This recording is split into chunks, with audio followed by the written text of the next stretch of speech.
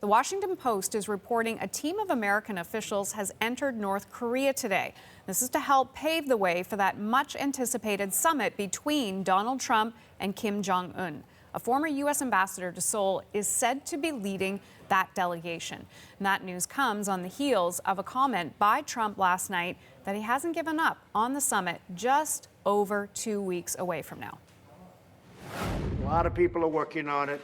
It's moving along very nicely. So we're looking at June 12th in Singapore. That hasn't changed. And it's moving along pretty well. So we'll see what happens.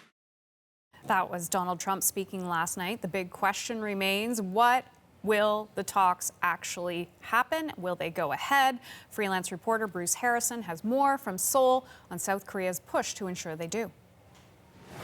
President Moon Jae-in, according to a statement he made today, following this surprise summit, he went to North Korea explicitly for the purpose of trying to convince Kim Jong-un to hold the summit with U.S. President Donald Trump. And according to Moon, both he and Kim agreed that this summit does need to happen.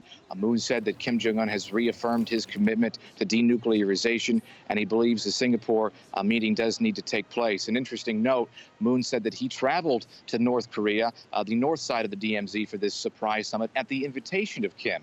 So possibly a suggestion or a signal there that Kim really does want to meet President Trump. He just needs to work through Moon Jae-in and possible other intermediaries to get the confidence or have a better idea of what he could encounter at that meeting. Another note, Kim Jong-un, according to Moon, Kim Jong-un said that he wants to denuclearize, and that's very clear.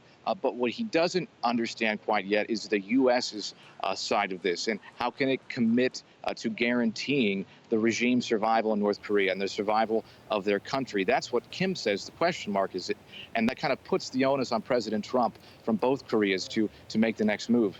So what's the feeling, what's the level of confidence there in South Korea that the summit will actually take place?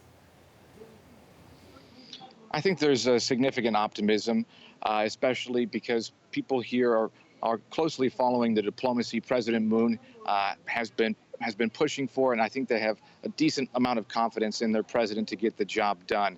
That being said, there are still some big question marks. I mentioned that Kim Jong-un doesn't understand how the U.S. can guarantee his regime's survival, and as far as we know, the U.S. doesn't have a clear strategy about how it could cut a deal with Kim at this summit. That's probably the main stumbling block and possibly the reason that President Trump decided he wanted to cancel the summit in the first place.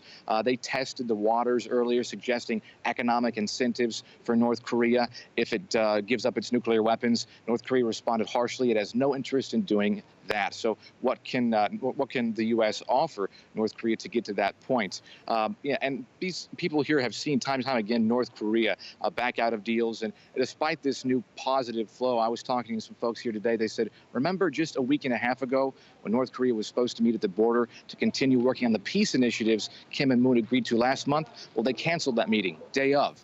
And it wouldn't be surprising to a lot of the folks here if North Korea simply canceled another working level talk or pull out of the summit in Singapore last minute as well.